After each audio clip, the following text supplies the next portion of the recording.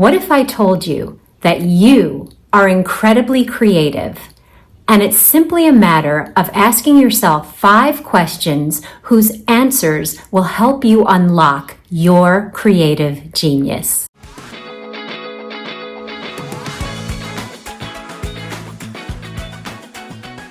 Hi, I'm Hope Weinstein, and I'm the author of The Creative Toolbox, a practical guide to discovering and using your creativity. And I love helping people on their journey to discovering their own creativity. So maybe you're someone who doesn't feel like you're creative at all.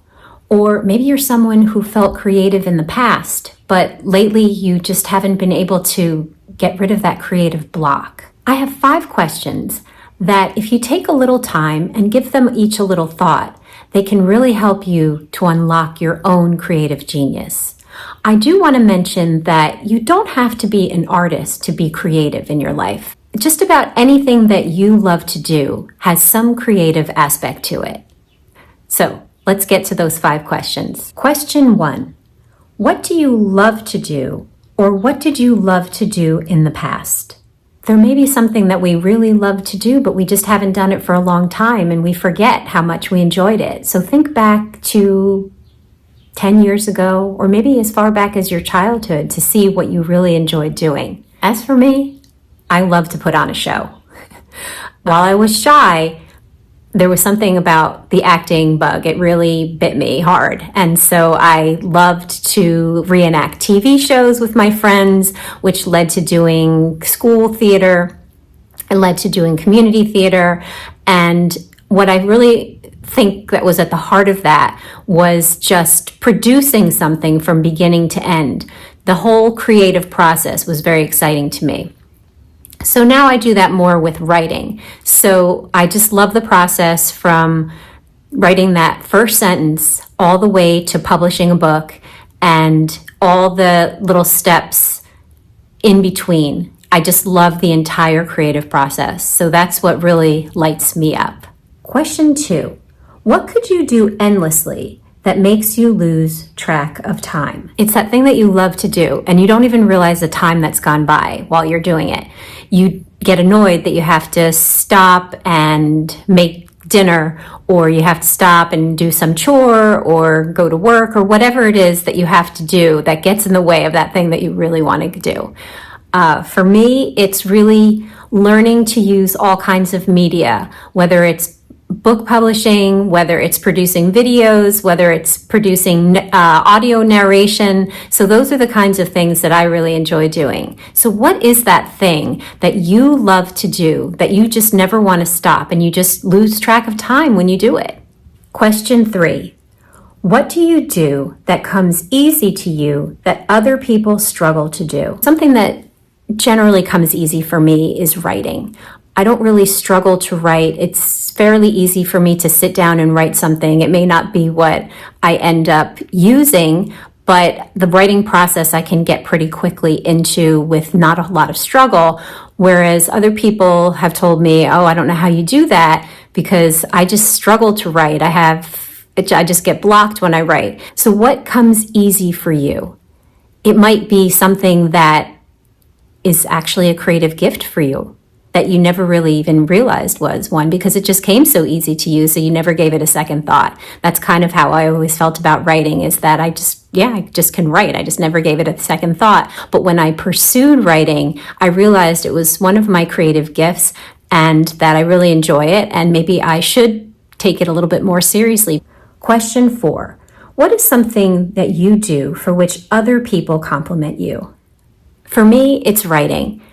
People in my life as a student and in my life as a professional would compliment me on my writing. Even if I wrote a report for work, if someone read it, they might say, oh, you write really well. This flows very well. And I never, again, gave it a second thought. It was just something that came easy to me, but I found myself getting a lot of compliments for that. And that's something I think that it's good to pay attention to, because sometimes when we get stuck creatively, we forget what we're really good at. And we have to think back to, what was that thing that people would tell me that I'm really good at? You might not think of it as a creative thing, but there may be some creative components to it. So look into that. Think about what people compliment you for. Question 5. If you never had to worry about money, what would you choose to spend your time doing? When we were younger, we might have been really motivated to pursue something, whether it was a sport or an activity like dance or whatever it is, that we were kind of steered away from because we were told, well, that's not going to lead to a good job, so maybe you should spend more time doing this. So sometimes we get led astray because someone well-meaning told us that it wasn't very practical. So think about what those things that you might have done in your past that you really enjoyed, that maybe you were steered away from. Did you do it for money? Probably not. You did it for the love of the activity. And sometimes we get blocked in our creative lives because we decide we're going to do something that is a little bit more practical, that's going to lead to a real job, and we forget about those things that really brought us just pure joy.